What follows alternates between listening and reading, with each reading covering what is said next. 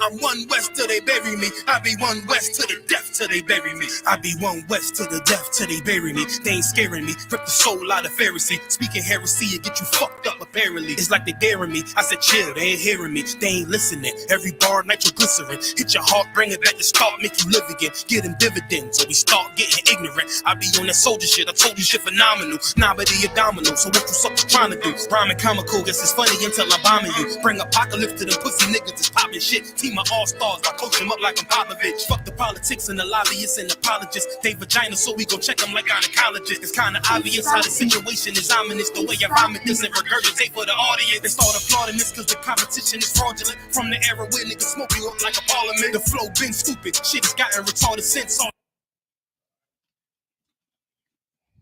You ready? Shalom. Yahweh Ba'ashem Yahweh Shabarakatah to the brothers. Yahweh Shamar Alatham. Bahashem Yahweh Shah to the sisters. I'm Priest and Officer Bon Kayal out of Fayetteville, North Carolina. And this is the Israelite School, Universal Practical Knowledge, coming out of 1 West 125th Street, Harlem, New York, under Commanding General Yohana. And what we do in typical UPK fashion on Tuesday night is we go into Brotherhood. And what we learned, or what I learned, especially coming into the school, is that brotherhood is the central tenet to what Christ Church was built upon. Brotherhood is the main thread in the fabric of our nation. It's what keeps it together. Brotherhood is synonymous with sisterhood. Okay, so we're going to go into some scripts this afternoon, this evening. If you will, brother, give me John 8:32, Baba Kushah.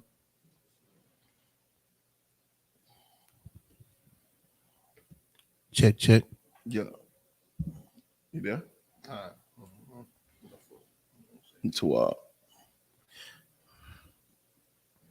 This is the book of John, chapter 8, and verse 32.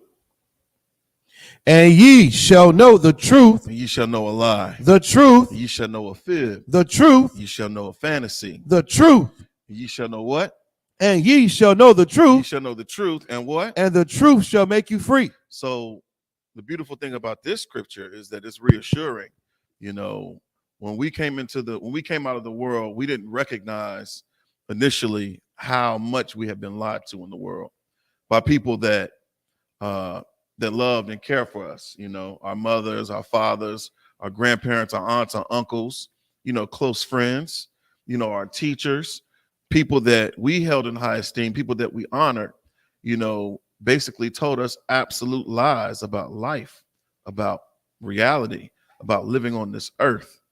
You got to understand that all oppressors' culture, it's all vanity. Right. It's nothingness. Okay. There is no value in any of his traditions, in any of his history or his heritage. You know, it's all fallacy. It's all a lie. But if you Black, Hispanic, and Native Indian, you have a true culture. Okay. And it's recorded in the record. It's recorded here in the Bible. Okay. And so we didn't realize that, you know, when we were given this Bible, we were taught it through the eyes of an oppressor. We were taught it through the lies of our oppressor. We weren't taught it through the spirit of the Most High Power, you know, through the priests and prophets, through the saints. We weren't taught it that way. What I mean by the saints, I mean by the Israelites. If you Black, Hispanic, or Native Indian, you have to understand that you are the only royalty that has ever walked the face of this earth. Okay, right. You were selected, you were chosen by the Most High Power, by God, to be a separate, peculiar, strange nation. Okay, the Bible talks about us being the light of the world. So we have to recognize that, you know, we set the example, not just for ourselves, but for the rest of the world, for the rest of the earth. We always talk about how, you know, the other nations mimic us in every which way, even at our lowest, they mimic us. You can't look at social media and not see how the other nations emulate, you know, our characteristics, or these false characteristics of what they think we are, you know. But read that scripture one more time, brother. This is the book of John, chapter 8, verse 32. Right. And ye shall know the truth. And ye shall know the truth. Okay. And the truth shall make you free. and the truth shall make you free. We should know the truth, that the Most High Power is a separate power. The Most High Power is a man of war. And that the Most High Power expects us to keep the laws, statutes, and commandments, contrary to what your mama taught you, to what your pastor taught you, to what Big Mama taught you. They're all liars, okay? But Commander General Yohana and the priests and prophets in the ISUPK are here to tell you today that you shall what? And ye shall know the truth. These are Christ's words. This is written in red. Yahweh Shah Mashiach said this, okay? He said, ye shall know the what? The truth. You shall know a fantasy. The truth. You shall know a folklore. The truth. You shall know a myth. The truth. You shall know the truth is what Christ said, okay? And the truth is, so-called blacks, Hispanics, and Native Indians are God's chosen people, all right? Regardless of wherever you are, whatever your condition is, we recognize that heaven and hell are conditions. You have to understand context. And contextually, we are living in hell. Wherever blacks, Hispanics, and Native Indians, whatever space they occupy, we're not in rulership right now. But they usually aggregate us in the projects, in the ghetto, in the barrio, in the favelas, on reservations. That is where our people are today. Okay. And in all those places, if you've ever been to the projects, if you've ever been on a reservation, if you've ever looked at a documentary on YouTube and seen the favelas, in South America, man, you will know that those places are absolute hell. It's chaos to even survive in those places. What has happened to blacks, Hispanics, and Native Indians is the dehumanization of a nation, man. You got to understand that, slavery as we know it is a high crime. It's a sin against humanity. Okay. Now, granted, every great civilization that has ever reigned on the earth was established through some form of slavery. Okay. But you got to understand what happened to us. We were knocked off of our position as being human beings, and we were devolved to the status of an animal, less than an animal, of a beast. We became the beast of burden, the toil of the fields in America, in North Central South America, the Caribbean, even in Europe. It talks about how the Native Indians were taken back. That triangular trade, it just wasn't the exchange of goods. It was more so, that was one of the earliest forms of commerce, international global trade, but they were trading blacks, Hispanics, and Native Indians, God's jewels, as Hitler is quoted, but beyond that, read that one more time, brother. The book of John, chapter 8, verse 32. Right. And ye shall know the truth. Right. And the truth shall make you free. And the truth shall make you free. When we came into this school, when we came into this truth, we live in life on purpose. All right. In real time, in reality, we live in the present progressive. We no longer say that we're saved like a goddamn Christian would, living in the past because you confess, the blood of Jesus. You've been baptized, which is all fallacy. All of that, everything about Christianity is wrong and it's false and it's an absolute lie.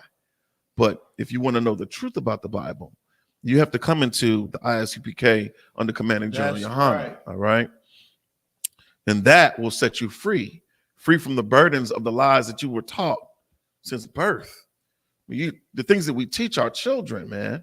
I can't fathom teaching my children these things once you come into the knowledge and understanding of the truth. Talking about Santa Claus is juvenile. That's something that is, I hate living in this kingdom around, the end of December, because everybody that's not in the truth, they're in this stupor, man. They call it the spirit, the Christmas spirit. Right. 'Tis the season to worship Satan. Right. That's all it is. You know, you teach your children about Santa Claus and reindeer and the North Pole and elves and all that crap is nonsense, man. Just like, you know, the celebration of Mother's Day is absolute garbage, Right. you know, and they want you to, you know, it's ingrained within. I mean, it is really, you are brainwashed from the time you are a baby to do these things. And it's habitual. Every year it's the same thing. You know, you buy your mama, you know, the big hat and the flowers, and you take her out to dinner after you done been robbed by your pastor and lied to and rocked to sleep, you know, for 3 hours in a church somewhere. You know, it's all false. If you come into the ISUPK, you will be freed from the burden of those lies, man. Okay, you will be set free, as Christ said. You know, as Christ said way back then.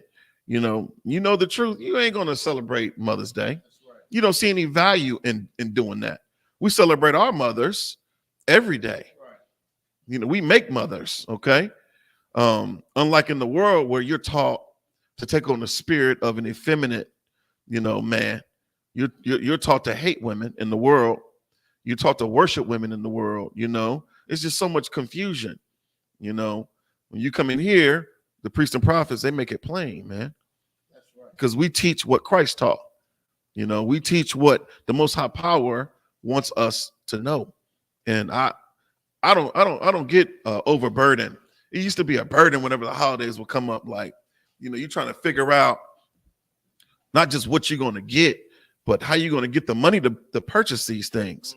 How you going to get the money to buy Big Mama that dumb hat, you know, or to take her out to her favorite restaurant, you know, or to buy the tennis bracelet. You know what I'm saying? Blacks, Hispanics, and Native Indians, man, we live in poverty, man. We live in dire poverty. And it makes absolutely no sense at all. You know, get caught into this cycle of constantly spending on things that mean nothing, things that mean absolutely nothing. Instead of treating money as a defense, like the Bible says, we just throw our money away, man. We throw our money away because that's what you would call a maladaptive behavior.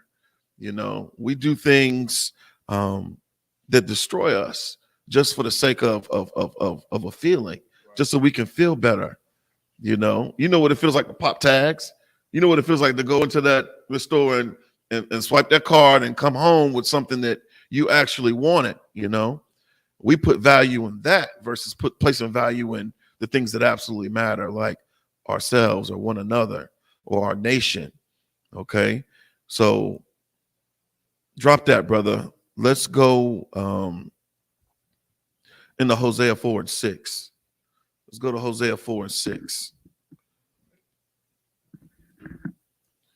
You know, we are the ISUPK under Commander Junior Hanna, and what we're doing on Tuesday night is we're going into the Brotherhood scriptures about brotherhood. You know, you look at the state of Blacks, Hispanics, and Native Indians today. We're a nation that is divided, and the scriptures tell us to gather ourselves together, man. You know, we come together in the spirit of wanting to celebrate Mother's Day. You know, we even gather ourselves together in the spirit of wanting to defend the oppressors, you know, the oppressors' laws with regard to Roe versus Wade. We want to advocate for the oppressors' culture. You know, I seen a black woman standing out. I think she was in front of Parliament, and she was just pulling the effigies of a child, like babies, like it were attached to her uterus, and she was just pulling them out of her shirt, and she was just spewing obscenities, talking about my body, my choice, my right, all this crap. And it's like to see a princess, an Israelite woman, do that, man, is disgusting. Right. But that's what happens when you join yourself to America. That's what happens when you join yourself to, you know, the oppressor's state of mind. You take on this culture, and you think that you are an equal participant in his democracy. You know, you think that you are looked as an equal citizen. Yeah, you pay taxes just like them, but we don't get a fair share. Right. We don't get a fair shake when it comes down to justice. Okay, so we're going to talk about abortion a little later, you know, But let's get into Hosea 4 and 6. This is the book of Hosea, chapter 4, verse 6. Right. My people are destroyed for lack of knowledge. Oh, that's possessive. The Most High Power said, my people. We already established who his people are. If you so-called Black, Hispanic, or Native Indian, you are God's chosen people, okay? We can go to Deuteronomy 7 and 6, and we can talk about how we were chosen and to be set above all people that are on the face of the earth. You know, these things are overlooked in the Christian church. The Christian church places no value on the so-called Black, Hispanic, and Native Indian. Right. They only value you when you digging in your pocket or you filling up their pews, you know, you preaching the praises, you speaking the praises of T.D. Jakes and Creflo Dollar and Joyce Meyer and, you know, all these liars, man, all these dumb dogs that are not giving you anything that's going to raise you up out of the low state that we're in. You know, every time you turn on the news, you know, there's another injustice that is played out on so-called Blacks, Hispanics, and Native Indians. You know, we definitely have to gather ourselves together, but in the right spirit, and that's under this banner, man, of the ISUPK. Right. All right, but Hosea said, "What? My people are destroyed for a lack of knowledge." For a lack of knowledge, man. Because thou hast rejected knowledge. That has what? Rejected knowledge. We reject the truth. We reject the priests, you know, when they go out into the highways and byways on the Sabbath, and they tell you to put down the cigarettes. They tell you to put down, you know, the drugs, the weed, the Molly, the fentanyl. They tell you to put down these things. We absolutely reject it. You mock us. Like we're telling you something that is not going to be beneficial. See, our people are so used to being abused, we don't recognize when a brother's expressing love. We're a nation that we're so stiff-necked, and we've been loved by the Most High Power, and we don't even acknowledge it outside of the ISUPK, outside of the truth. That's right. You know, there is no knowledge of what love actually is and what it actually means in the world. You think love is a feeling. Love is all about how you feel. You know, whatever makes you feel good. If a person makes you feel good, then you automatically equate that to them loving you. You know, a person could be like you love you love a dope boy. You love a dope man because you can go to him for your fix. You can go to him, you know he's going to be able to give you the thing that you need to get you high. You know, and that's not a way to live, man. That's no way for our people to continue to survive. We are not thriving as we should, you know, because we believe these lies, right. You know. But Israel is destroyed for a lack of knowledge, man. And we're some of the most, Black women are some of the most educated entities on the planet, man. We talk about, you know, the NASA space program, and you know, you see the movie Hidden Figures, you know, and it talks about how, you know, Black women, Shalom, what's up, brother? Black women put us into space. You know, they're talking about doing away with the International Space Station in a few years because it's outdated. You know, it's outdated, but they put that International Space Station in space. Right. 3 years ago, right? The computer decades ago, right? You know what I'm saying? And it's kind of crazy. Like, we're not without knowledge. Mm-hmm. You know, we're some of the most intelligent individuals. You think about any invention outside of what February, right? Mm-hmm. You know, any invention that gives you any type of relief or respite or anything that you enjoy in the earth. 10 times out of 10, it was created by a Black, Hispanic, or Native Indian, right? But stolen, you know, by our so-called oppressor. Go ahead, brother Salaki. No, you too out. It's too loud. And that's heavy too, because you know the scripture said we lack knowledge. And it says we rejected the knowledge.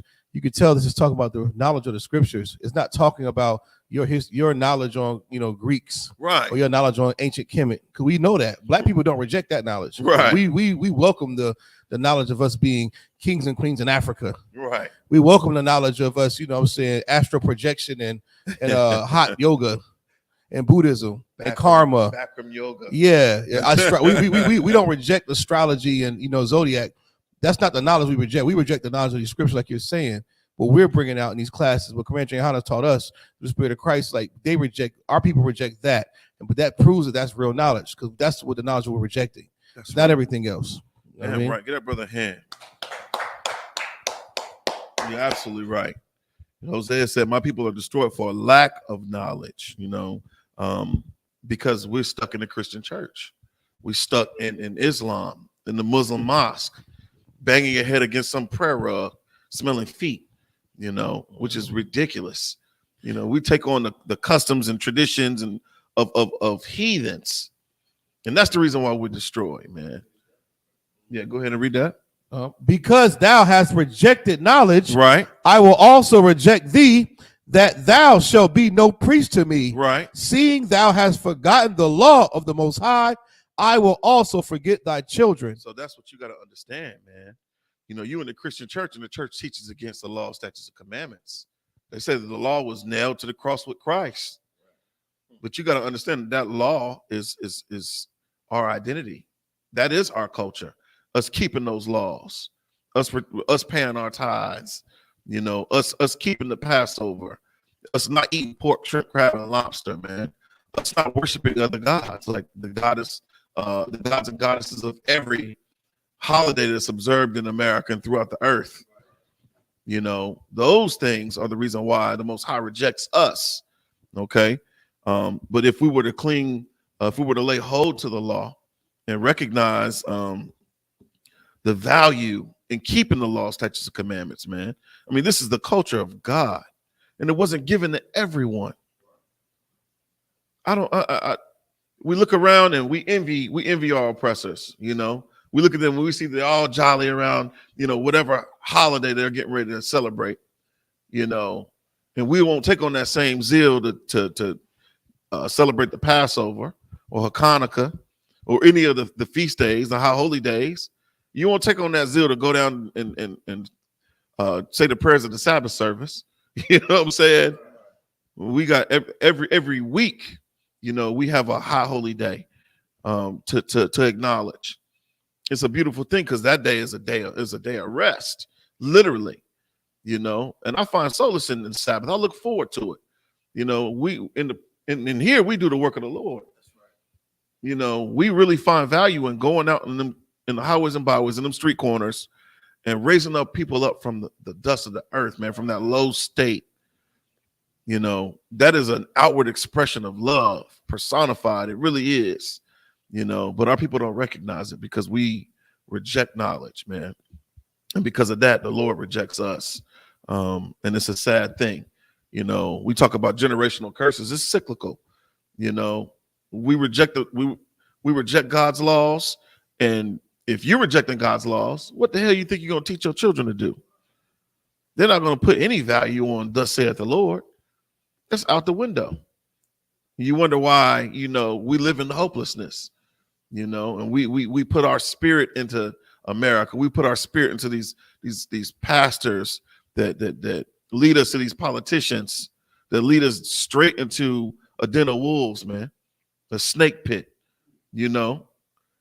Anyhow, go ahead, brother. It's like, sir, what you're bringing out so heavy too, and to the point where, like it says, because thou hast rejected knowledge, I will also reject thee. Right. That thou shalt be no priest to me. So if you think about it, these fake Christians, or these Christians and these fake Israelites, they are not the real priests of the Lord.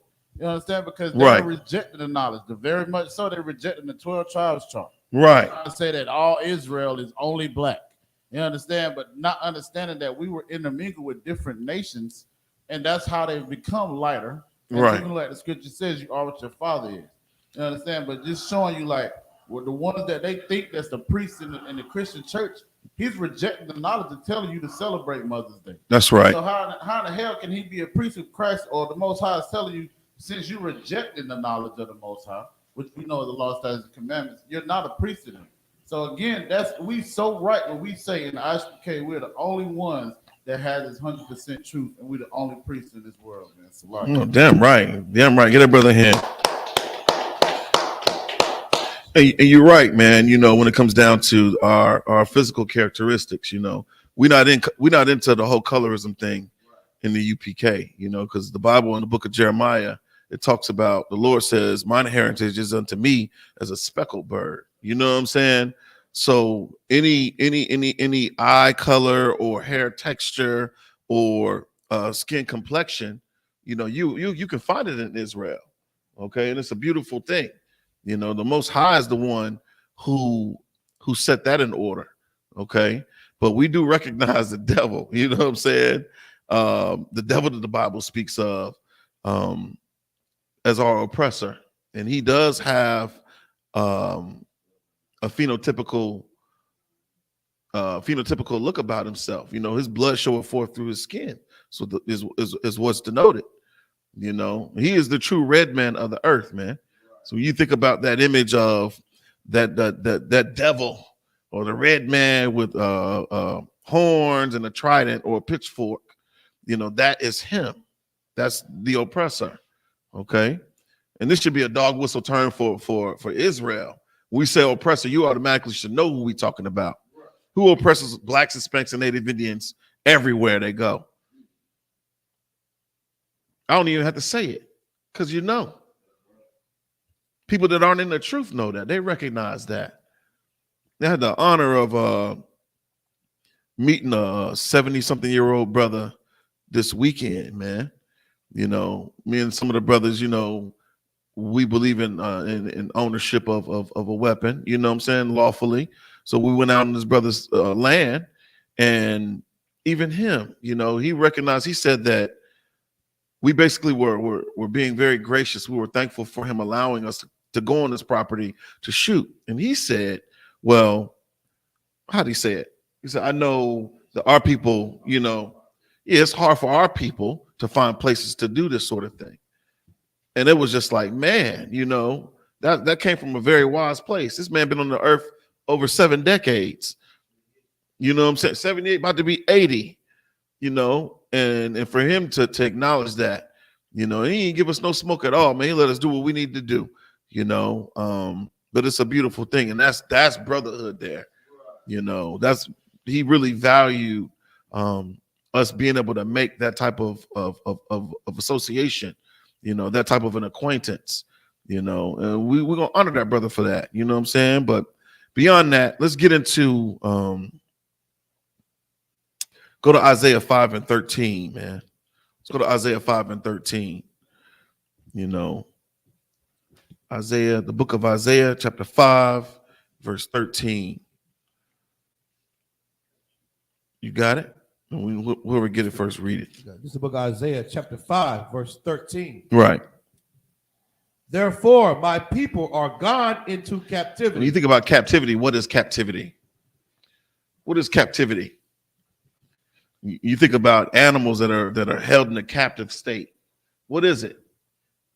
Having someone over you, someone controlling you, or someone binding you or holding you. Okay. Being like held captive under, like a person or nation or entity or whatever. Right. There's a few words. We talk about Merriam-Webster. Captivity is a noun. The state of being captive. Hold on. Salakia. Sometimes the Google definition is even better. It says the condition of being imprisoned or confined. Okay. And you got to think, how did we get here? Did we get here via free will? As they're teaching in the schools today? Was it indentured servitude that brought the so-called black man to the land of the North? No, it wasn't. We were not willing participants in this great experiment of America, man. We were brought here against our will, in chains. We were brought here shackled, chained together, I see that movie Amistad, you know what I'm saying? It's crazy because they paint us as Africans in Amistad, which is misinformation, and that's the reason why we get disillusioned with Africa. We get lost in the dark continent because of our oppressor having Hollywood and being able to basically write history, because he has the gold. He who has the gold makes the rules, right? But there is a scene in that movie where the slaves are chained one to another, and for whatever reason, they go overboard, and that always kind of just stuck with me. It left an indelible imprint on my mind, man. To just think about the suffering, and just the brutality and how we were dealt with, man. There was zero compassion at all for us, even as valued cargo on a slave ship. You think about the conditions of being on a slave ship. I had a professor who talked about how you read different descriptions of slavery and from different accounts, and people would always talk about the terrible smell in a slave port, and how you could smell a slave ship before you would see it on the horizon, which kind of will give credence to the conditions on the slave ship. I think wherever you ate, that's where you defecated as well.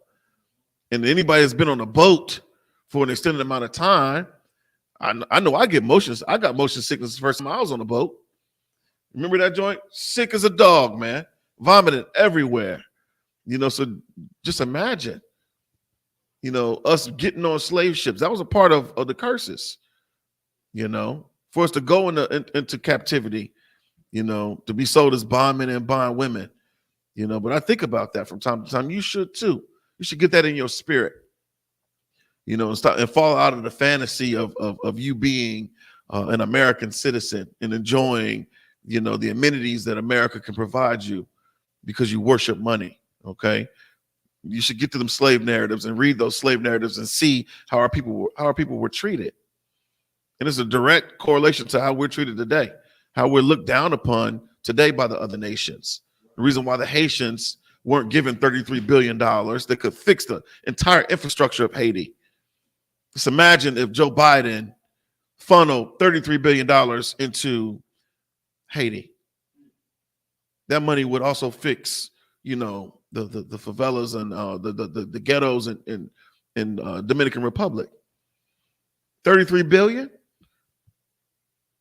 Just imagine what it would do to a so-called, S-whole country is what that SOB 45 would say. Donald Trump calling our countries, where Blacks, Hispanics, and Native Indians exist, countries, S-whole countries is what he called them, and it's a disgusting thing. But they'll send 33 billion to the Ukraine, because they're on colorism. They know who their people are, they value, they value their heritage. They value their family. They value their bloodline. It's nothing for him to go into the budget. You got to think Blacks, Hispanics, and Native Indians, we pay taxes too, man. And I don't have a say in what happens to the money that I give to Caesar.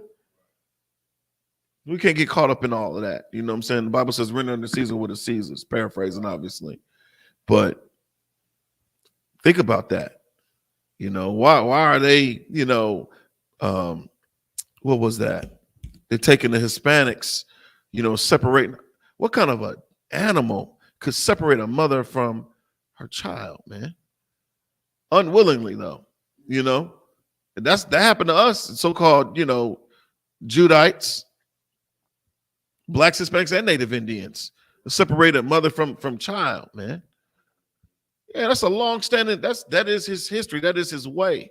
He don't have no qualms against doing that. But I know we would feel some type of way about separating a mother from her baby, man.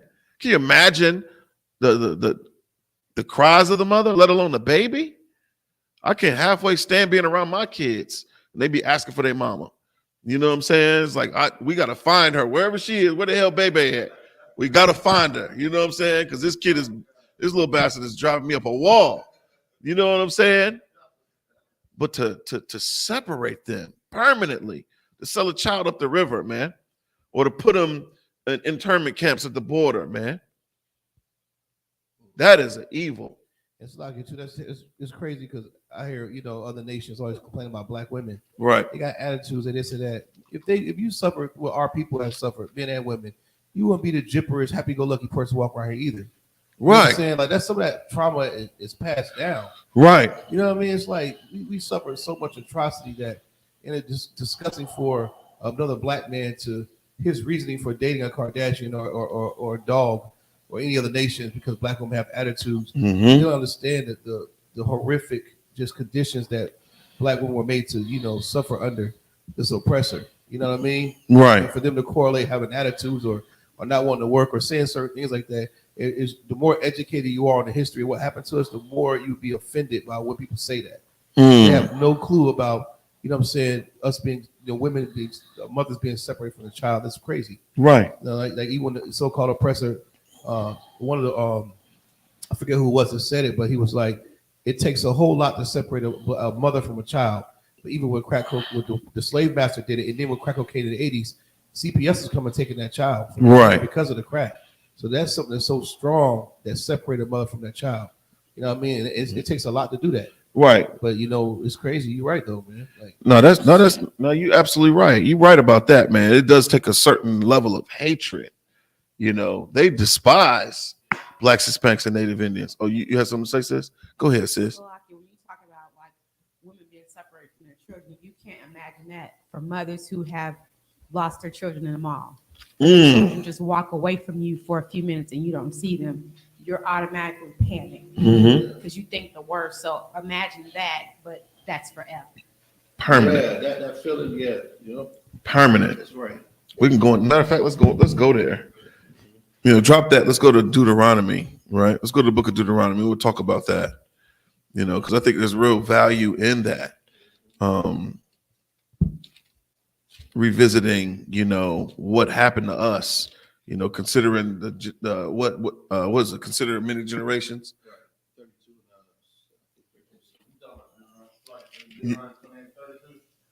No. There's another scripture I'm paraphrasing. This is the book of Deuteronomy, chapter 32, verse 7. Right. Remember the days of old. Consider the years of many generations. That's right. Ask thy father, and he will show thee. Thy elders, and they will tell thee.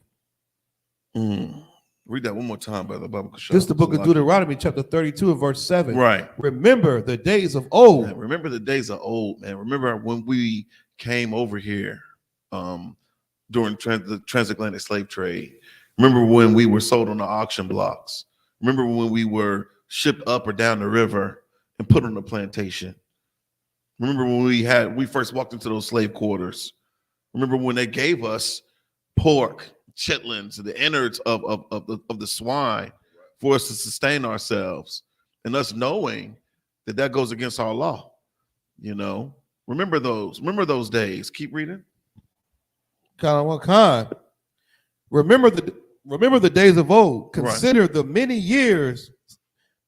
Consider the years of many generations. Man, consider the years of many generations. You got to think this was over what, 4 centuries, 400 years.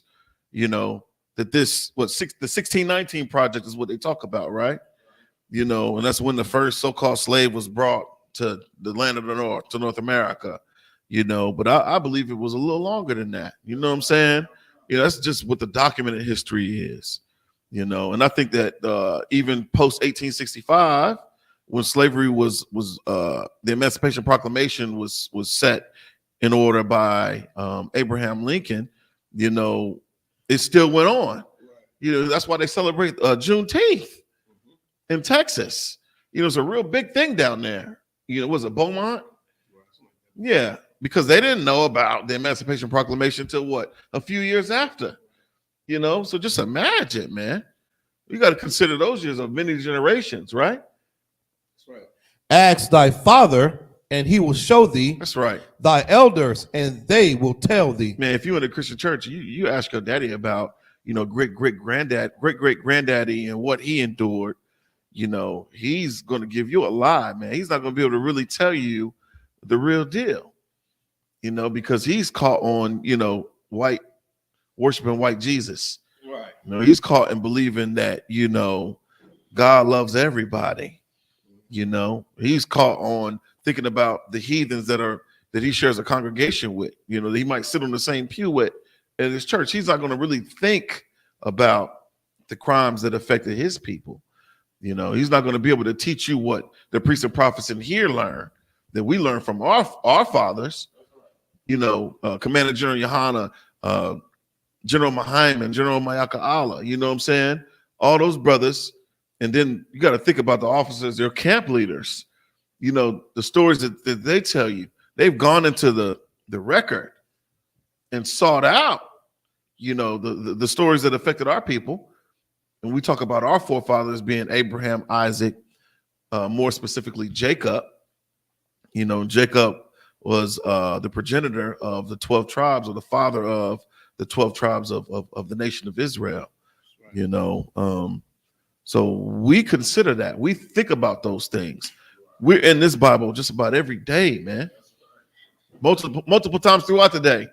You got your breakdown for the weekend, brother? You got your breakdown? You better send it in to the camp leader tomorrow, right? By tomorrow. But, you know, your pastor's not doing that, man. He's not going into the record. He's not going into the Bible and teaching you the things that you need to know. Keep reading that. Is that it on that? Oh, that was it. That was it. Go ahead, brother. So like you said, if I made to wild class, if I made Christ, but I got a precept if I made to what we bring. Go ahead.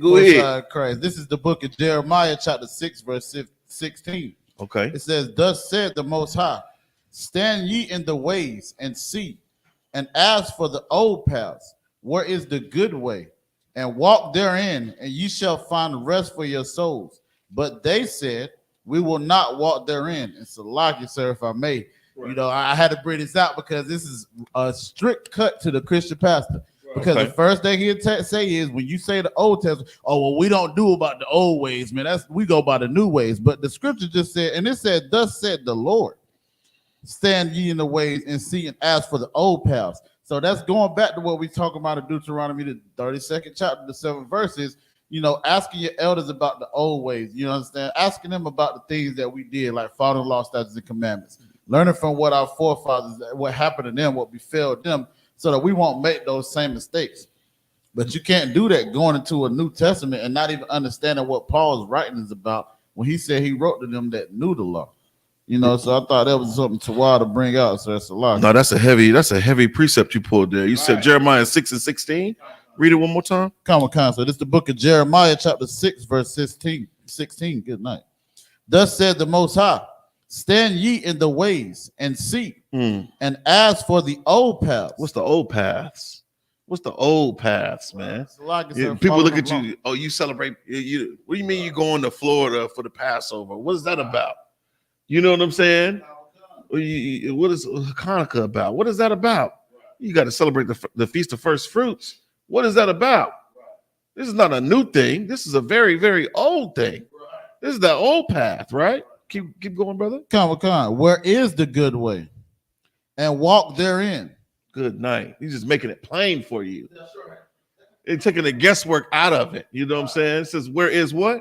The good way. Where is the good way? Okay. And walk therein. So that means that, you know, the new way, is doing you dirty. The new way is unacceptable in the sight of the Lord. The new way is why we are destroyed, right? Keep reading. Come. "And ye shall find rest for your souls." You shall find what? Rest for your souls. You shall find what? Rest for your souls. Man, what nigga do you not know that needs rest?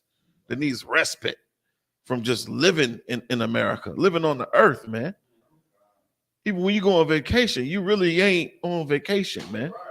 You know? The Bible talks about this not being our rest.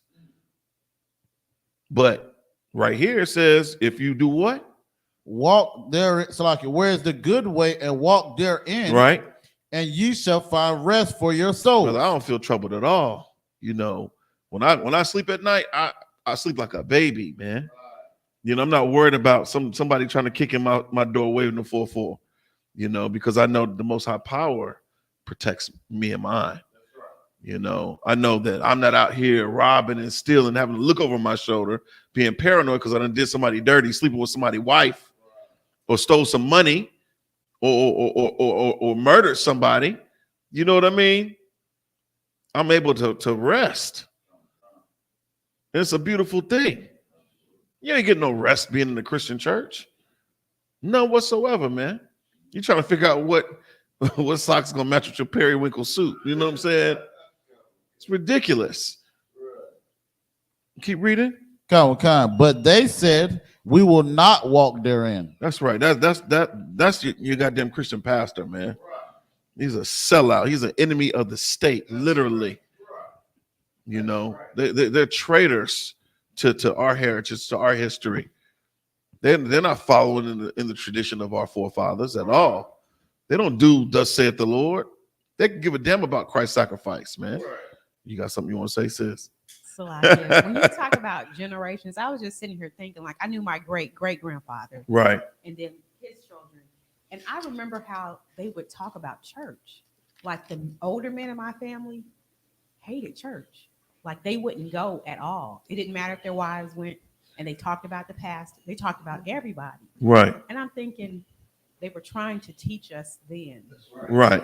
But we just, and I think about the generations of my family, men and women, Right. who would not go to church. Right. Who would not go.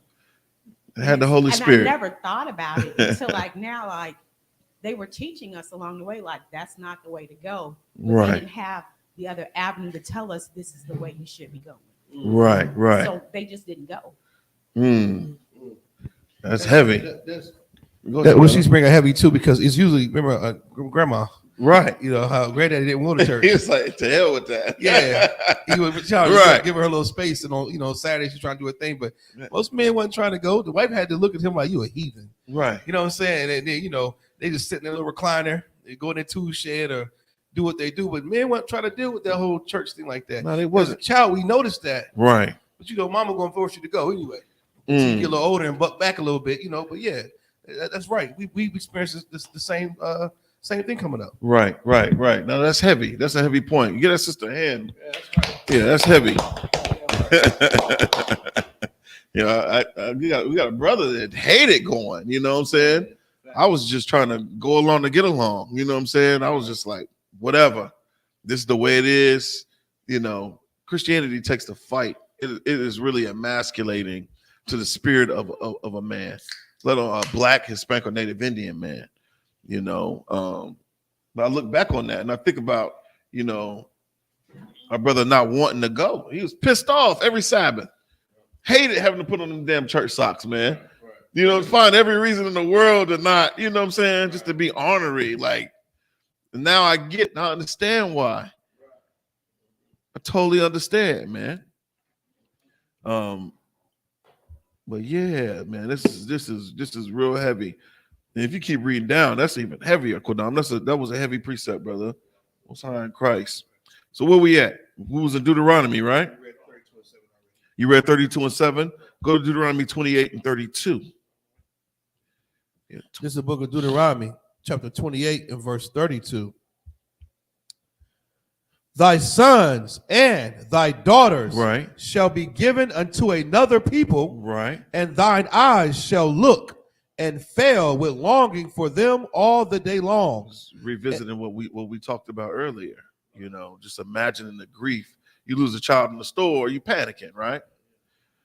And there shall be no might in thine hand. Right. We are powerless. The so-called our Iscariot brothers and sisters are powerless when it comes down to ICE kicking in the door and separating their families.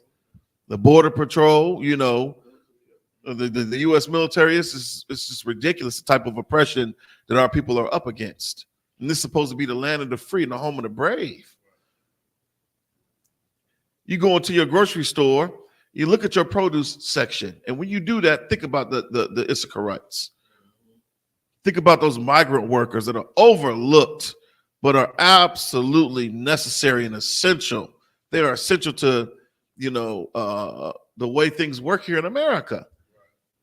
Those migrant workers that go, from region to region, following the seasons of fruit being produced, man, fruit growing. And you have the audacity to hate a so-called Mexican, man. Mexicans are taking our jobs, man. I don't know, not one damn devil that want to go sit in a field and do that type of work, man. Not even want to be an overseer in that field under those harsh conditions, man. My brother Iathon, he taught a hell of a class months ago about that. And he talked about the migrant workers and the harsh conditions under which they worked, you know. And it was a heavy, heavy class. He's gonna have to teach that class again.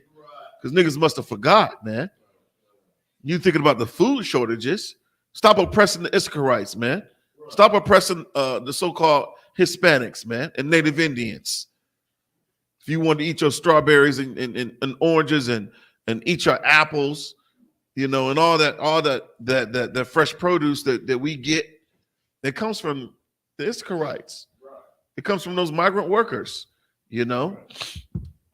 They toil the fields as we once did, you know, as the so-called Judites once did at one point in time in America, man. We picked what? All the cotton, all the goddamn tobacco, you know, the rice. What is that? The Carolina long grain red rice. Google it, man. You need to educate yourself on our history and just the things that we had to deal with, you know. And those things affect us to this very day, you know. In the ISUPK, we talk about critical race theory. You know, it is critical for you to know about your race. It's critical. It's critical for you to know what happened to your people. Absolutely critical for your survival. Okay, you can't get caught up in the sauce, man. Anyhow, let's get into this, man. Let's get into this. I got an article, and I wanted to really talk about abortion because it seems to be a hot button issue right now on the earth. We're talking about Roe versus Wade being repealed, right? And this is real interesting because you got the highest court in the land, the Supreme Court, right? And they're sworn to secrecy. They have a confidentiality clause that they swear to, they swear by, you know. And to see something like this be leaked, it's just like, damn, you know, there is no validity, there is no integrity, even in the highest court of the land of America. And you and for you to be, you know, pledging allegiance to the flag and swearing that you know you proud to be an American, you know what I'm saying? Thinking that you're free, knowing that there's absolute hypocrisy, you know, at the root of the political, economic, and legal system of America, man. It's all corrupt. What do you say? The left wing or the right wing? It's still the same dirty behind bird, man. You know, I don't care if you're Republican or a Democrat, you are an absolute fool if you believe in the systems of America and that they have your absolute best interests at heart.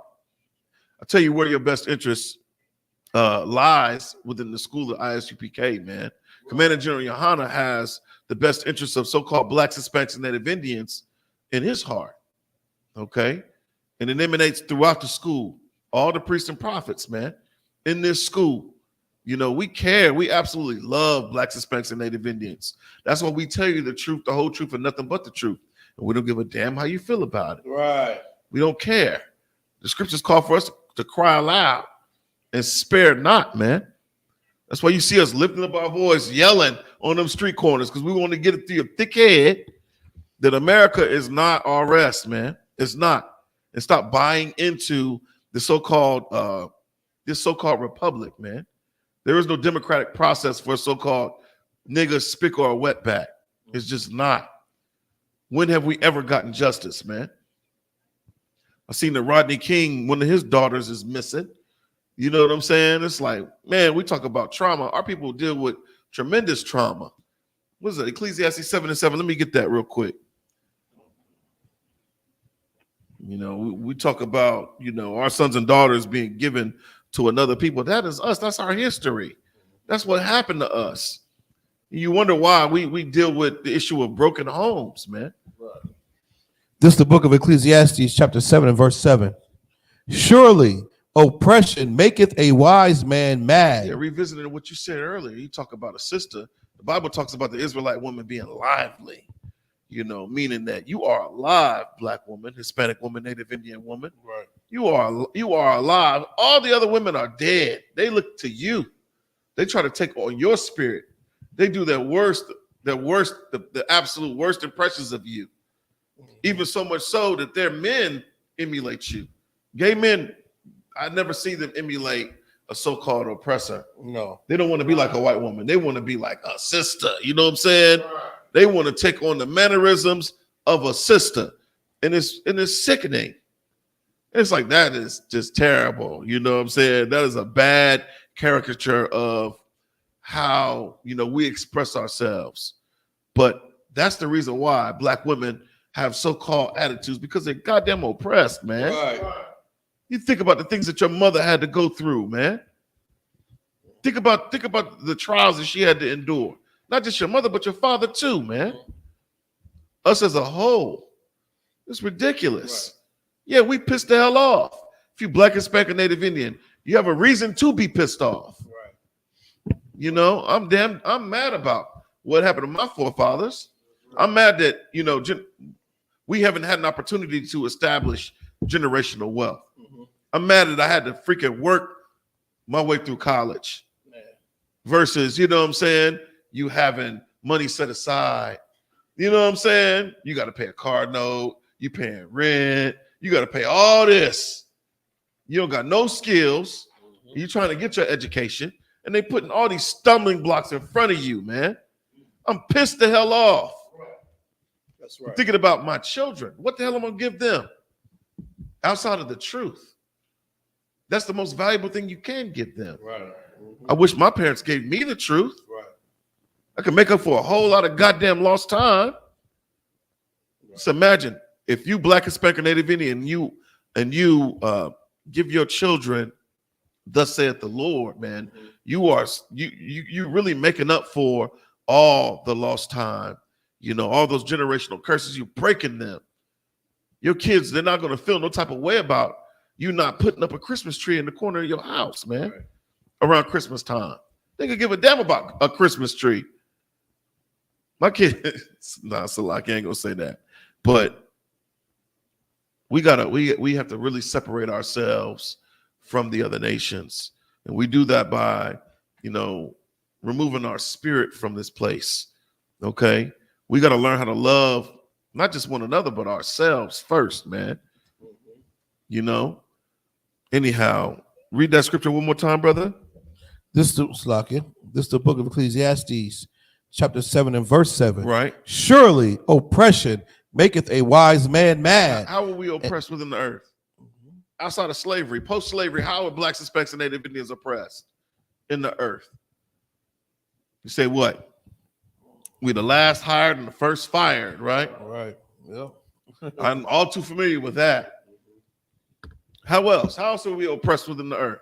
Go ahead, sis. Even working in corporate America, some of us have conversations. Excuse us. Wait, no, seriously. We have conversations about right. how we cannot say certain things like our counterparts say things. Mm-hmm. We still have to be very careful with what we say, how we say it, because we come off as being angry or too aggressive. Yeah, that's true. Yeah. But they say the exact same thing, right. And it's not viewed that way. Well, this is what I know, coming from working in corporate America. You send your goddamn representative to work in Slovakia. I'm pissed about that. I'm absolutely pissed at the fact that, you can't be yourself like your counterparts. They can be absolute children on the floor, in the boardroom, yelling, screaming, being the worst version of themselves. But you're held to a higher standard. But they don't look at you as being anything. And I know sisters bite their tongue. I bite my tongue every day dealing with the devil. But that's the beauty of coming in here, because you learn how to be wise as a serpent and harmless as a dove. When people know, sisters don't even play with you like that. Just on the strength of how you carry yourself. Sister, no, check it at the door, because she ain't a silly woman. You know what I'm saying? And that's what my brother saw in you. That's what he saw. He saw you ain't a silly woman. You know what I'm saying?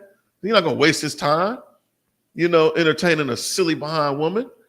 But yeah, we send our representatives to the slave.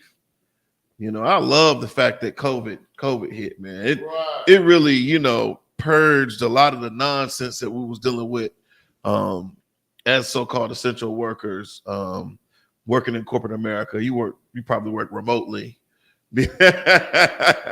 Right.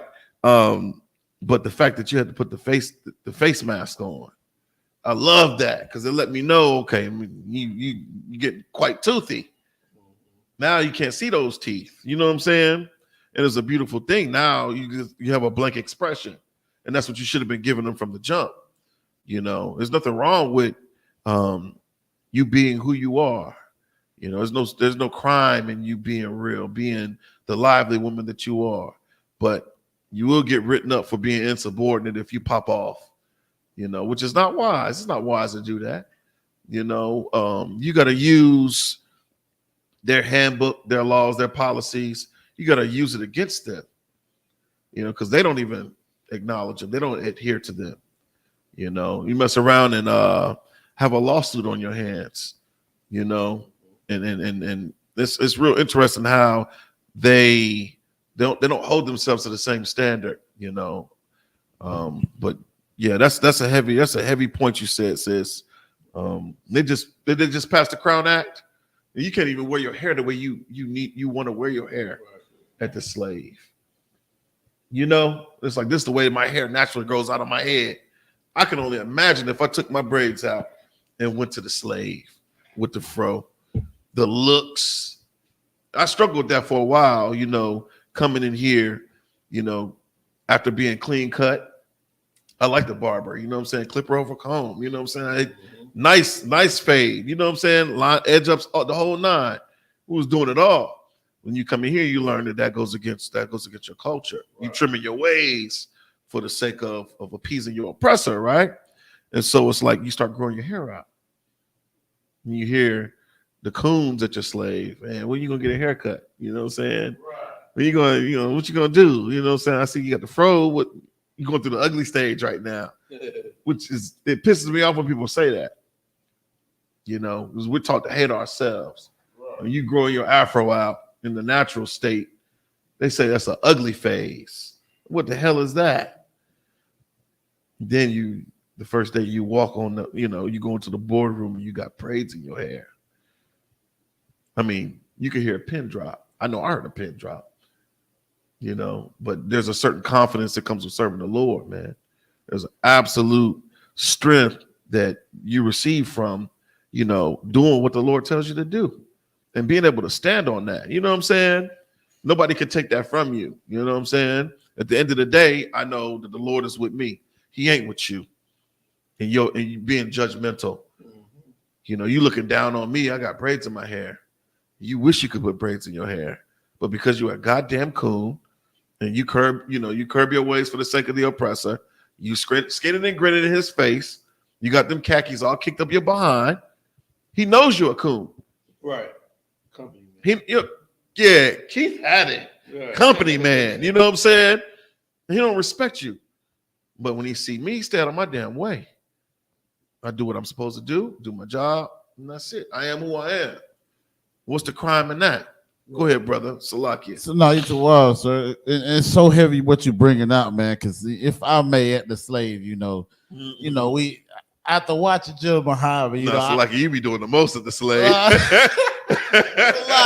I be about my lonesome though. You know what I'm saying? That's on the TikTok. The slave. But and see with that, you know, the brothers or the devils, they see, you know, like Jim Muhammad said, you know, Rocky Shield. You understand? Because we got the right to do that, right? With the freedom of religion and all that. We know we're not a religion, but when it comes to America, that's how we, you know, put that out there. Mm-hmm. So I just found out that this devil that my slave was bringing a gun to the slave. What? Because he knew what the ISPK was. Because of our organization, because of what we believe in, he brings a gun to the slave. You know, now again, you know, which is very unintelligent of him to even have it in his bag to think he's going to use it on me.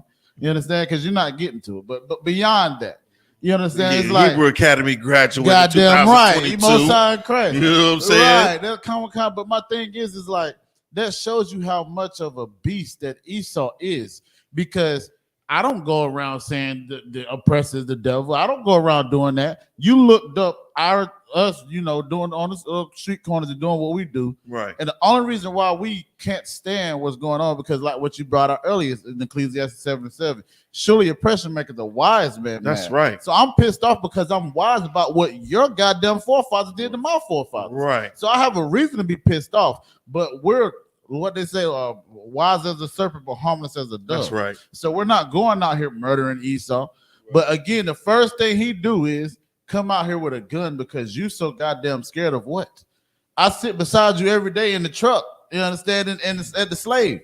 Right. But you want to bring a goddamn gun to the slave because you fear of what I may do to you. You understand? And that shows you that Esau is nothing but a goddamn beast. So right. It's a lot. He's a murderer, man. Right. He's a murderer from the beginning, is what the Bible said. And brother, that.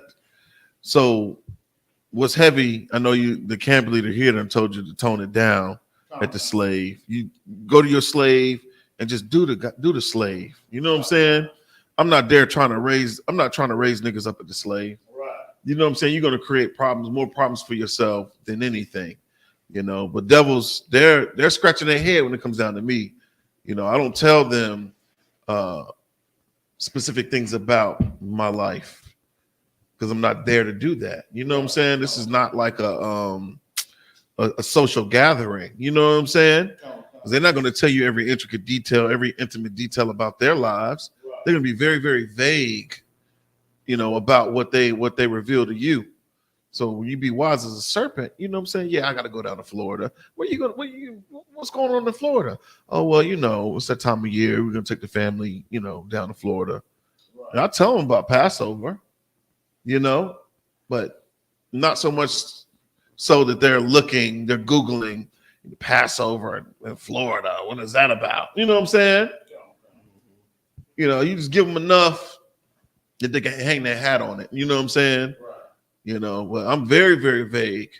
Now, you casting your pearls before swine, literally, when you do that. Right. They don't need to know. Keep them on a need-to-know goddamn basis. You know what I'm saying? But if it's like for the edification's sake of another brother or sister, you still don't jump out the window. You can have a conversation with them. Yeah, privately, outside of, the presence of the oppressor. So what they're going to do is they're going to have you in the office, and they're going to probably deem that, oh, you're in the hate group. You're in the black KKK. The Southern Poverty Law Center says this about you. Right. Like there's some government entity. They ain't even no government damn entity. Right. That's like a nonprofit, if I'm not mistaken. So it's just like, why would you give credence to anything that they say? Anybody that has the know-how of how to use the internet can establish a nonprofit, for the sake of whatever initiative they want to push throughout the earth. Right. We could do the same to them, talking about Christianity. Christianity is a hate group. Christians are a hate group. You know what they worship? The so-called white man. Right. That's why all the images of God is white, Jesus Christ is white, the angels are white, all the patriarchs and prophets, they're white. You won't see not near Negro in any of the illustrations within the Christian church. And if you do, it's that one of the magi. They always put it down to 3, but that's only because of the gifts that were brought to Christ, gold, frankincense, and myrrh. That's necessary to say it was 3 wise men, but that's another conversation. But you'll see one of them. Right. You'll see one melanated wise man on the nativity scene. And that's all the credit they give to God's chosen, but it's going to be a rude awakening, when they realize that the Most High Power, that Yahweh Mashiach, that all the priests and prophets of old were Black, Hispanic, and Native Indian, man. Right. They had color. Color is in this Bible, okay? Right. All throughout the scriptures, man. But enough with that, man. Let's go into this. I wanted to talk about cognitive dissonance. And the thing about cognitive dissonance is it is a mental conflict that occurs when your beliefs don't line up with your actions. All right.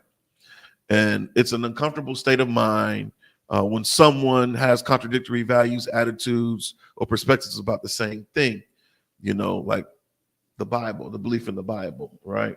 People say they believe in the Bible until you start talking to them, you know what I'm saying? And you realize we had lunch and you praying over pork. And I don't even consider that food. But we both believe in the Bible. You know what I mean? Who truly believes in the Bible? Is it the person that's praying over the pork, or the person that don't even consider pork food?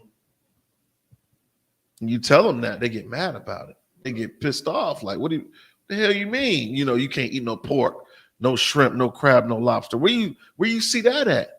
I thought we both believed in the Bible, though. Then when you show them, you actually go in here, you go in the book of Leviticus, and you show them where it says you ain't supposed to eat no pork. You ain't supposed to touch it. You know what I'm saying?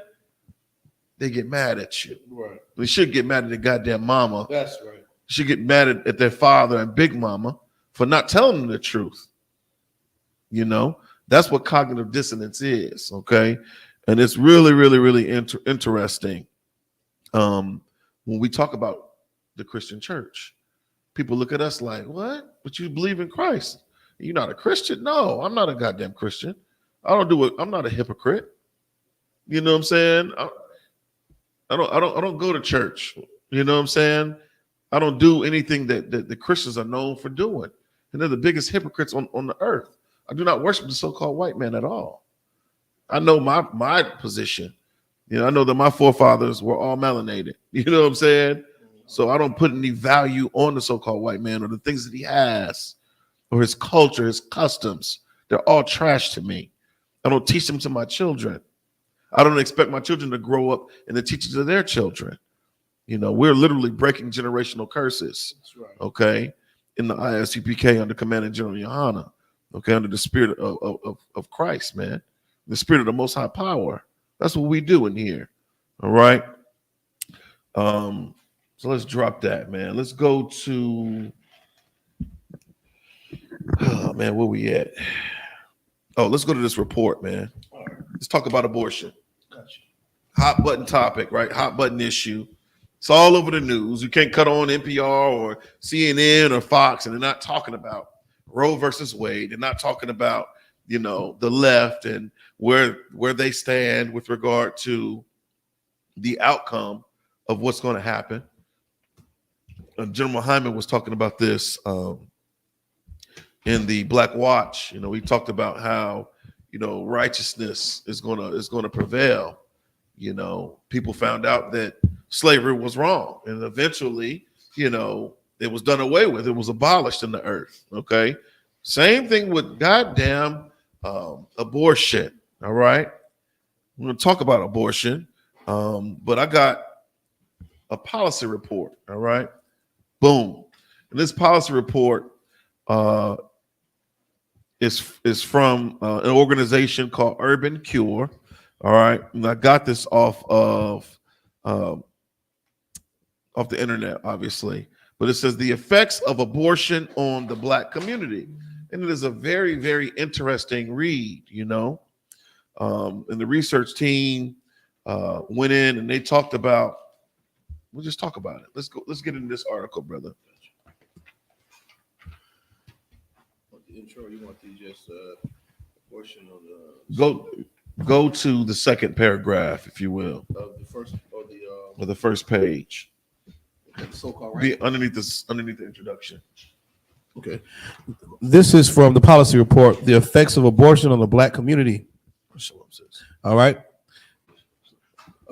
Since the 1973 Roe versus Wade Supreme Court decision, over 54 million babies have been aborted in centers around the nation. Whoa. What's the number? 54 million babies.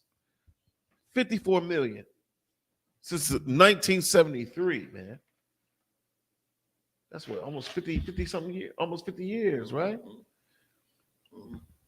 54 million. That's a lot of babies. That's a lot of bloodshed, man. 54 million. That's crazy. Yep.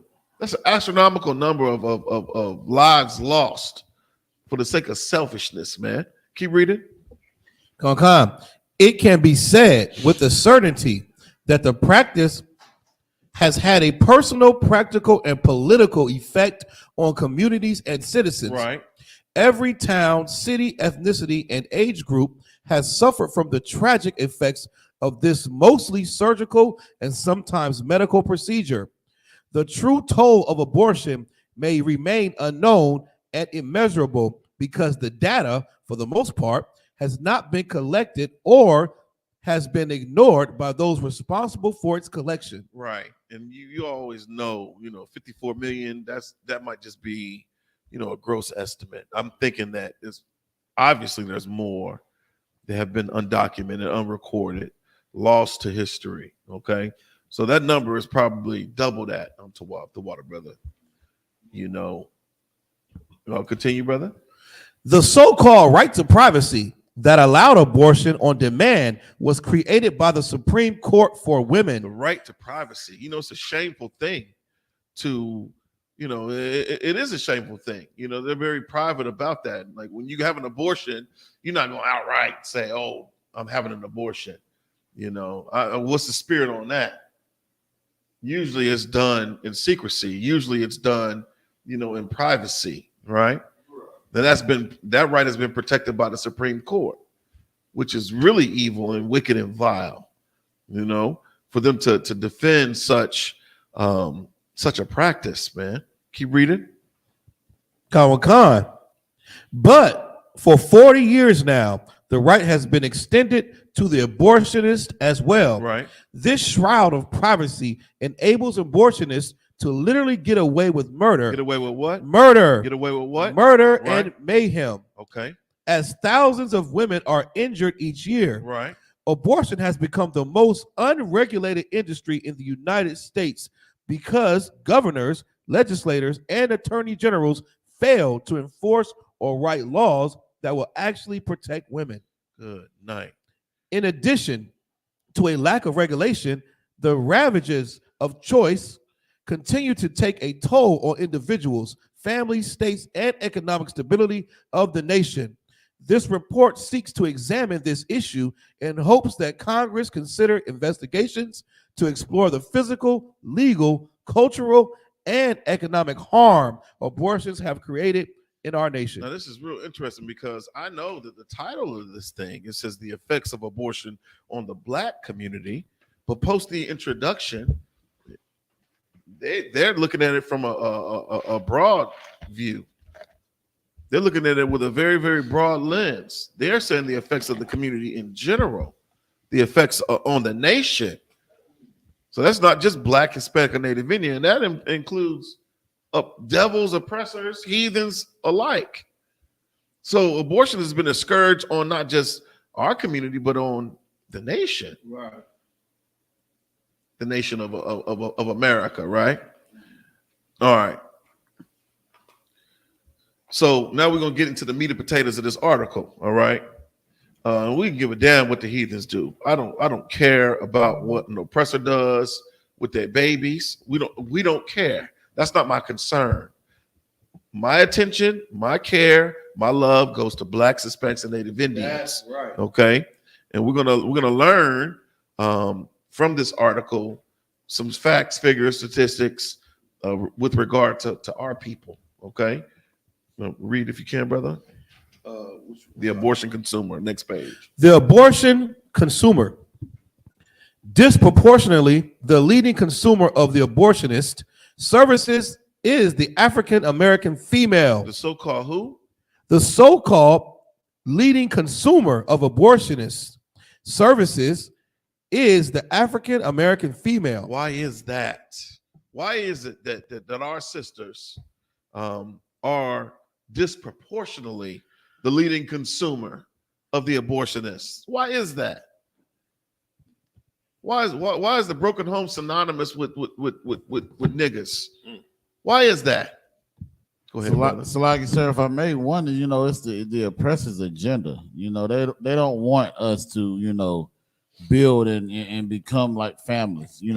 Really, and it's going into what Pharaoh did, with our people in the time of Egypt. Right. You understand? But it's like the more they can get these women to stop having babies, the more docile will be, or the less Israel, continue to grow. Right. So again, it's like then you got them, the oppressor telling our sisters, your body, your choice. So now it's like, forget what the father got to say about it or whatever. It's like the sister can do whatever and continues being a whore. You think about our people, right? Our men are not natural homosexuals like the oppressor, okay? Which prefer little boys. Right. They prefer men, literally, like most heathens do.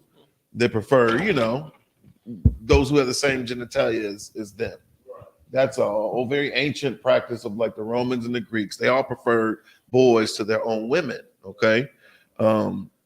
We like to top fire, you know what I'm saying, being blacks, Hispanics, and Native Indians. That's right. You think about your grandparents, man. How many goddamn kids did they have? How many?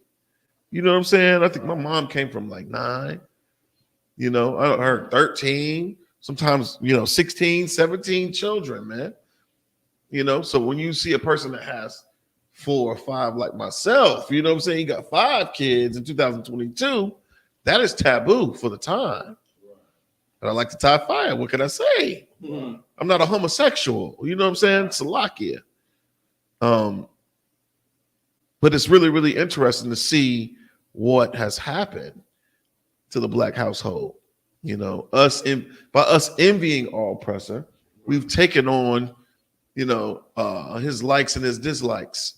You know what I'm saying? So we don't even prefer women. Especially you stuck in a Christian church, you're going to prefer little boys, just like, the Roman Catholic priests. You're going to prefer little boys. You get desensitized to that agenda. You sit there and you watch things like Medea. You get used to seeing a man adorn himself in women's garb. And that goes directly against our laws, which goes against our culture, which is an affront to our identity. Okay. So it's like the rabbit hole is wide open, bro. But let's keep reading this article because I'll go off on a tangent quick. Okay. Slakia. This is the abortion consumer in the middle. According to the 2011 abortion surveillance report issued by the Center for Disease Control, Black women make up 14% of the childbearing population, yet obtained 36.2% of reported abortions. We only make up 14% of the childbearing population. We're very, very small in number amongst all the heathen, amongst all the other nations, all the other trees in the garden, right? But then it says we obtained 36.2% of reported abortions. That's over a quarter, man. Right. That's ridiculous. That's a very shameful statistic. 36.2, man. Keep reading. Khan. Black women have the highest abortion ratio in the country with 474 abortions per 1,000 live births. That's almost goddamn half, man. That's almost 50%, man, of the children that could be born.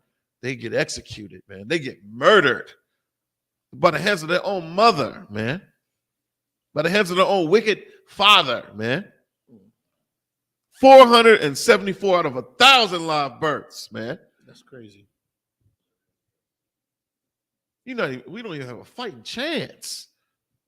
We don't even have a fighting goddamn chance, man. From the womb. Keep reading, brother. Percentages at these levels illustrate that more than 19 million Black babies have been aborted since 1973. 19 million, man.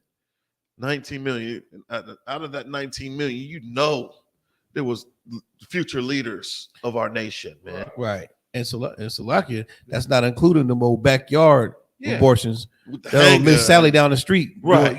Charging you $20. It ain't counting all them, right? Mm-hmm. Good night, man. Since 1973, 19 million. That's a statistic for your behind, man. Let's get a scripture real quick, man. We talk about you were going in the book of Exodus 1:15. Let's go to Exodus 20 and 13. What does that say? And give me the definition of filicide. F-I-L-I-C-I-D-E. This is the book of Exodus, chapter 20 and verse 13. Right. Thou shalt not kill. Thou shalt what? Not kill. Thou shalt what? Not kill. Thou shalt not kill. But they don't consider that embryo life. You know, we getting into semantics now. It's ridiculous. Right. We could talk about that argument, you know, why they're looking, why is there a Mars rover? Right. You know, they found a rare amoeba parasite on Mars, right. and now they say there is life on Mars. Right. But you know, you call that life, but not a baby in a yeah, you know, yeah, in a woman's womb. No, that embryo. Right. That's not life though. But some dust particle that's moving. Right. You somehow you call that life on Mars. And dust particle's not growing over time. It's not being nurtured. You know what I'm saying?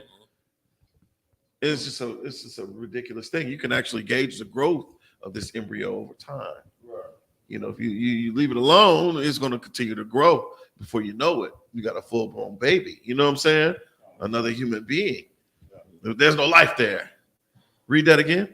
Read the definition you got, brother. Khan, this is the Google definition of filicide: the killing of one's son or daughter. The killing of one's son or daughter to the tune of 19 million, man. That is a term that you need to equate to abortion, because that's exactly what you're doing. If you're Black, Hispanic, or Native Indian, this is a custom of heathens, of absolute animals to do this day. This is a very wicked and vile, disgusting act, man. And there is no reason for you to do it. There's absolutely no reason for you to do that. You know, what are some of the reasons why sisters abort or have abortions? Because I know the Christian church frowns upon a pregnant youth. Right. And they encourage you to go to college and be an AKA or Sigma by dummy. But you know, if you get pregnant, you ruin your chances of being successful in this life. So, right. Sister, go ahead and kill that baby so you can be something in this world. Right. You know, that whole Christian notion that, you know, a baby slows you down, you know, and also too, the dream, the chasing the American dream. Right. You know, that American dream, white picket fence, you know, 2 kids and a dog and a college degree on your wall. If you get pregnant, somehow they convince Black people and Hispanics that babies and degrees don't go together. Yeah. So you got something got to go, and usually it's the baby. Man, that's heavy. That is very heavy. I honestly don't think I started really living my life until my son was born, man. Right. You know, the time before that was a goddamn blur. It was a blur. There was really no real purpose behind, you know, the things that I did. You know, there was no real intention, you know, until my son was born. And it's like, damn, now everything I do matters from this point. That gave my life real value, you know, when my son was born. You know what I mean? And I was a wicked fool, man. That was a wicked, evil bastard prior to, you know, so much so you believe the hype. You believe in that goddamn pipe dream of the American dream. Right. You know, they literally do teach you that. You take all them health classes, then they talk about contraceptives and birth control, and they're going to throw abortion. They're going to put that as an option on the table for Blacks, Hispanics, and Native Indians, and that should never be an option. That's right. According to what the book of Exodus said, Exodus 20 and 13 says what? Thou shalt not kill. Right. What's the definition of murder, man? You gave me the definition of filicide. It's the murder of one's son or daughter, right? Come on. Give me the definition of murder. This is a definition of murder: the unlawful, premeditated killing of one human being by another. Now, so you have to understand, though, you know, just because Esau says it's okay, doesn't mean it is lawful in the eyes of the Most High Power. So you get a definition like that. It's perfectly lawful at this point in time for a woman to have an abortion. But what does the Lord say about abortion? Right. What does the Most High Power say about you killing your son or your daughter, man? Right. That is a crime in the eyes of the Lord. That's an abomination in the eyes of the Most High Power, man. Just because Esau says it's okay, don't mean that it's okay. But if you're a Christian, Esau is your God. And it's totally appropriate for you to be a Christian and have a goddamn abortion. Right. Because Caesar said it's okay. Esau said it's okay to do that. Keep reading, brother. Khan. Let's see. Where we go. Okay. For example, in Mississippi, The poorest state in the union, nigga, I knew for a fact they had to get some statistics, some stats about Mississippi. You know, if you're a so-called Negro in Mississippi, man, it was Captain Kahan is over Mississippi. Get in class, man. That's right. Figure out where that brother's teaching class and get in goddamn class. Right. That's the best thing for you. Driving through Mississippi, I was hopeless. I felt the spirit of hopelessness driving through Mississippi to go to the Passover in Houston. I ain't never seen so many police officers, state troopers, sheriffs on the road, man. And they was pulling over black and brown. You know, I'm sure that's how they make their money, but that is the poorest state in the union. Keep reading, brother. Khan. For example, in Mississippi, 79% of abortions are obtained by black women. 79 what? Percent Out of the whole goddamn state? of abortions are obtained by black women. Say 80%. Round it on up to 80%. Right. Which is a shameful figure, man. 80% of the abortions in the entire state of Mississippi. Black women, that's you. Got the audacity to want to celebrate Mother's Day. Mother to what? Aborted fetuses? Keep reading, brother. Khan. In Washington, D.C., Chocolate City. Let's hear it, Chocolate City. more than 60%. More than 60%.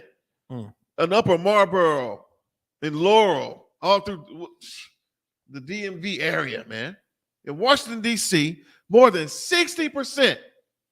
Was that PG County? Right. It's over half. That's over half, over 50%, man. It says 60%. In Georgia, 59.4%. That's surprising. Yeah. Because we all know, you know what I'm saying, Georgia is literally like, especially Atlanta, is the black Mecca. And you know what reigns in Georgia. What spirit reigns there. The spirit of being gay. Right. You know, it permeates every facet of, you know, living in Atlanta, in Georgia. That's basically the black Mecca. It says 59.4%. 60%, right? Yeah, keep reading. In Alabama, 58.4%. Right. In the state after state, similar numbers are found with black women aborting at 2, 3, or more times their presence in the population. At every income level, black women have higher abortion rates than whites or Hispanics. So it don't even matter. It don't even matter if you have a pot to piss in or a window to throw it out of. You still opt to abort your baby. Being black doesn't make any sense, man. Like that should never be an option. If you black, Hispanic, or Native. Have you ever seen a black baby? It's the most beautiful sight ever to witness, man. Right. You ever had a newborn baby? You ever held a newborn baby? You ever held a fetus, an aborted fetus? That's horrific, man. Just think about that. I couldn't, brother. I'm still trying to wrap my head around it. I mean, you sitting there allowing, you know, some surgeon, some doctor to go in there and literally, you know, cut a baby out of you. They're cutting your baby up inside of you and then sucking it out, piece by piece. Can you imagine the sounds? That's a horror, man. That is a horror story, bro. That's a horror movie. That's a scene right out of a horror movie. But yet, and still, we lead statistically in the nation. Yeah, Salaki, you're right. It's a horror movie, and the women who had abortions or for abortion, they wouldn't allow their child to sit and watch that on TV. No, they wouldn't. They'd say, turn your head." Yeah. If you why turn his head? You're for this. Yeah, you're for this. You see him at camp, and they shoot the baby. Yeah. By the camp sign. I always see it. I love Yeah, being on I that love side. man that post. You know, I love being on. It's either ham, Yeah, getting pissed on by a cow, or abortion, yeah. or the aborted fetus is over here, and the shock and awe and horror on their faces. But you're the one that's doing that. Keep reading, brother. Salakia. Except for women below the poverty line, where Hispanic women have slightly higher rates than black Give women. them a hand. Give them sisters a hand. Most High in Christ. It's still disgusting either way. We shouldn't even be in this statistic. We shouldn't even be in the statistical category at all. You shouldn't see any black or Hispanic women having abortions. Right. But I fought the Christian church for this. I fought Islam for this. You know, I fought America for this. You know, us envying the oppressors is the reason why we're leading in this statistic, man. Keep reading, brother. The prevalence of abortion facilities within minority communities serves as a major contributor to the rate in which black women obtain abortions. I wonder how many goddamn Planned Parenthoods is in the hood, in the projects, in the barrio. Probably not that far from the reservations. Probably a hop, skip, and a jump. It's probably, you know, within an earshot. You could probably see it from wherever you reside, if you black, Hispanic, or Native Indian. These are constant fixtures within our communities. Like it's okay, like it's acceptable. Right. I thought we're the ones that created cancel culture. Yeah, blacks, Hispanics, and Native Indians. We set every other trend on the earth. Right. Well, who's gonna set the trend and doing away with this vile, this very, very evil and wicked satanic practice, man? Who's going to do away with it? Keep reading, brother. It's like you too. You know, you're right, because and our celebrities, they're quiet about it. If Beyonce made a song about keeping the baby, maybe that might take 20% of them females who love her. The beehive might not abort their babies, but they're quiet about it because they're with the machine. Yeah. Like they support the devil, and it's like all it takes is for. They ain't gonna listen to us. We just read earlier where they don't care what we say on the street corner. Right. You know what I'm saying? But our entertainers and our leaders, or our so-called entertainers and leaders, they're quiet about the abortion thing. Right. Unless it's pro. You know what I mean? Unless they're saying, yeah, it is your body, your choice. But they're not speaking up against it like they should be. Right. They're quiet. They're silent. Right. They're dumb dogs. Go ahead, brother. Right. So like if I may too on that my body, my choice, how these sisters like to say, you know, if I may with a precept, sir. Hey, hit it. Hey, you got it, brother. This is the book of Psalms, chapter 127, verse 3. It says, lo, children are an heritage of the Most High. So again, these sisters talking about my body, my choice. That ain't even your goddamn child. So how the hell is it your body, your choice? That's the choice of the Most High for you to get pregnant. Right. Just like that sister that was barren, she didn't think she could get a child until the Most High made sure she could have a child. That's so my body, my choice is a goddamn lie. So like then it says, and the fruit of the womb is his reward. That's the Most High's reward. He's giving you that reward for you to even be able to bear that child. You understand? Right. So these sisters got life messed up, man. That's right. They got to twist it, man. They definitely got to twist it. When you think about a heritage, though, what is heritage?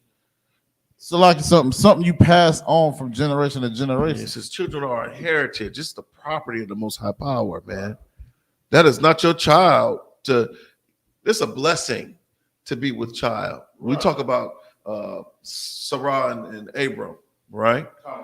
And it's real interesting. We were reading that in the Sabbath service and how she laughed when the Most High Power told her that she was going to be with child. She laughed. Then she tried to lie about laughing, and the Lord checked her on it. Because the Lord's a man of war. He is about that conflict. He wants all the smoke. That's right. You know, he'll call you a liar to your face, like he called her a liar to her goddamn face. And soon enough, she got pregnant, right? It's a beautiful thing. You know, that child is the Most High Power allowed that child to be born or to grow in your womb, man. For you to get pregnant is a blessing, man. Right. You talk about, you ever seen a pregnant woman? Usually they have a glow about them. Right. You know, they're emanating, you know, positivity. They're emanating literally the heritage of the Most High Power. You see that this is a miracle that is transpiring before your eyes, man. Right. This woman is literally, what do you call it, mitosis? You know what I'm saying?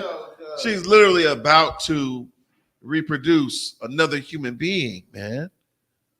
And it's such a beautiful thing, man. It's better than any goddamn Christmas or your birthday, any gift that you can receive, man. This child is absolutely it. It's a gift directly from the Most High Power. And you're responsible for that life. We talk about property of the Lord, the fruit of the womb is his reward. We're talking about repayment, right? Requite or requite. These things belong to the Lord. Who are you to do away with, to extinguish the life of what the Lord put in your womb? Who are you to make that call? Keep reading, brother. Salakia. That's a heavy precept, Kodam. I got that here. Kind. Accordingly, Black women are 5 times more likely to have an abortion than white women. A recent study released. How many more times likely? 5 times more likely to have an abortion than white women. Right. A recent study released by Protecting Black Life and Outreach of Life Issues Institute, it concluded that 79% of Planned Parenthood's surgical abortion facilities are strategically located within walking distance of African and or Hispanic communities. Good night. In walking distance. They make it easily accessible if you Black or Hispanic for you to do this. 80%, bro. That's crazy. It's sickening. I know where the one is here in Fayetteville. Oh yeah, right there. Yeah, close to MLK. Yeah, ain't far from it. It ain't that far from MLK. And then there's another one right there off of Yadkin. Oh, right Foxfire. Yeah, right there off of Yadkin, right in Foxfire. Right. Yeah. Ridiculous. Down the street. Keep reading, brother. Salakia. Come. Planned Parenthood's surgical abortion facilities are strategically located within walking distance of African or Hispanic communities. This study coincides with the historical revelations that eugenicists dating to the mid-1900s argued that the most effective way they could advance their agenda would be to concentrate population control facilities within targeted communities.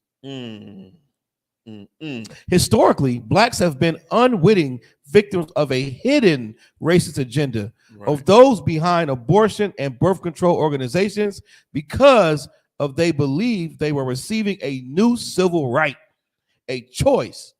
In fact, pro-abortion forces have created messaging that reinforces the notion of abortions as a civil right, as seen in 2012 meeting of Congressional Black Caucus and pro-choice caucus on Capitol Hill. These advocates urge their constituents to challenge the pro-life position by accusing them of making an alleged disparity in health care for Black women worse. Man, good night.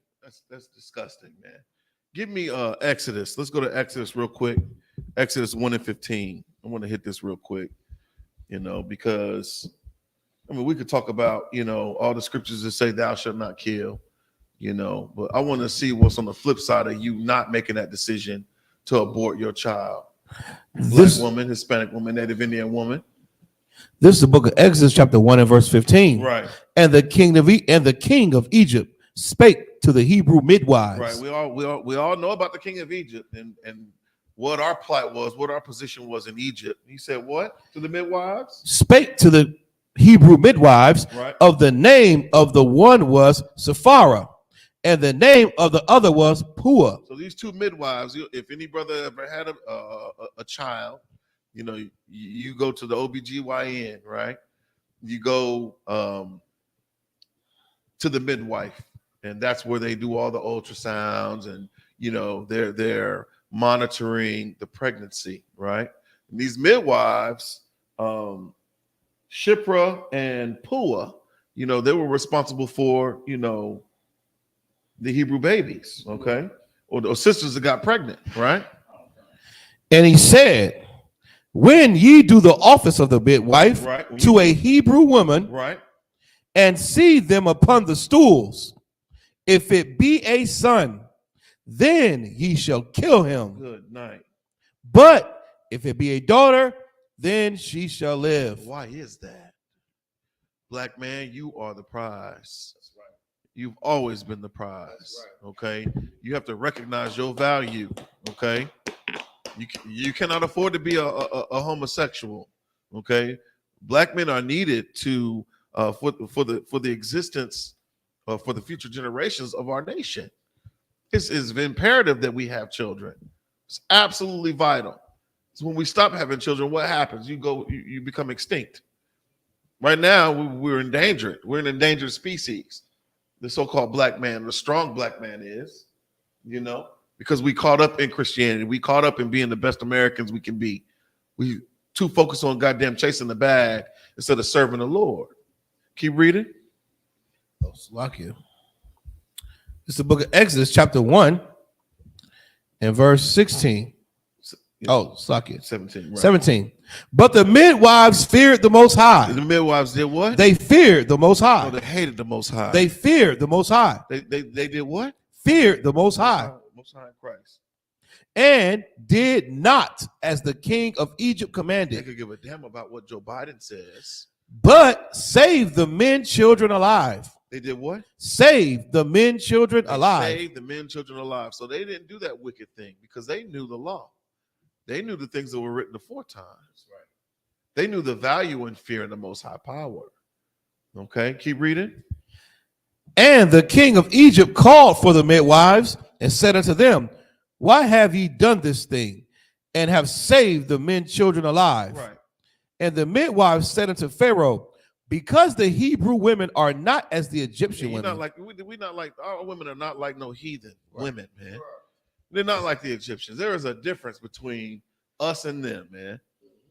You are supposed to be separate. You are supposed to be strange to the other nations. You are supposed to be that peculiar nation that the Lord called you to be.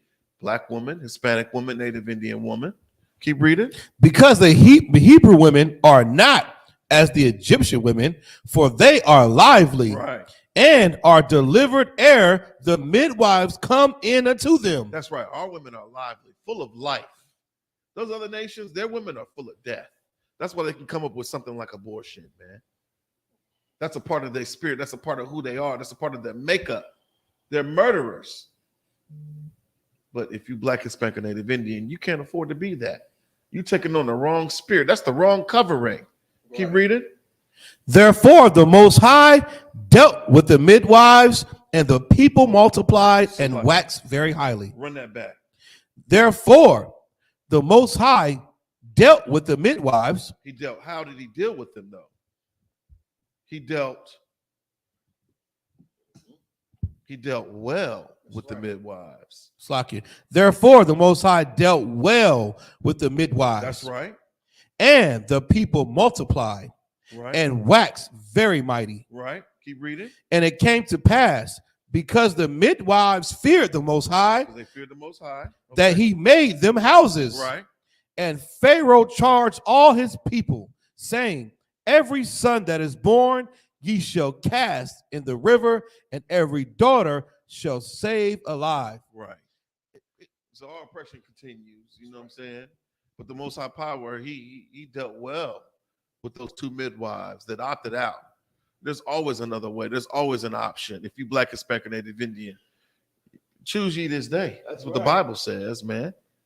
You know, and with that, you said you had something? That was and with that, I'm going to pass the class over to priest and prophet Quadam Ban Yahawada Ban Yasha'Allah.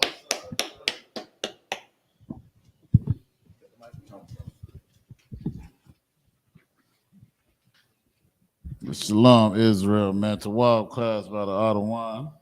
Salakia. This is the Isupk. We're the Isupk and the Salakia. We're the Isupk and the Commander General Yohana. Started out of 1 West 125th Street, Harlem, New York. Rule for new brother and sister. When a new brother or sister comes into the school, they are off limits for 6 months. They are to be saluted only. They are here to share themselves of the world. If they need transportation, the teacher will arrange it. After 6 months, if a brother or sister has an interest in a particular person, he or she must get permission from the head to speak to a brother or sister. Right. There is another 6 months in which the brother and sister will court each other. After this 6 months period, the brother and sister will get permission from the head to marry. Tithes, which is a commandment. Right. Numbers 18 and 21, Malachi 3, 8 through 10, means tenth in the Hebrew, ma'ashara. 10% of every penny of any increase the Most High gives you. Give to the treasury department or teacher. Priest fund, free will offering for priests, not mandatory. Whatsoever amount you would like. The upcoming holy convocation. It's a feast of first fruits. Come on. We're still in the feast of first fruits. The last day is June the 12th, Sunday, at sundown. Yeah, right. And it's celebrated over a 50-day span. And there's also on your bulletin boards, there's things that's showing you the different high holidays and the feast days that we uphold. Of course, this is the Lord's days, man, not these pagan holidays that the oppressor has ordained to be holy. Says, if anyone wants to be a trooper in the school, to start wearing all black, meaning boots, shirt, pants, headband, and scarf, and with that, a majum.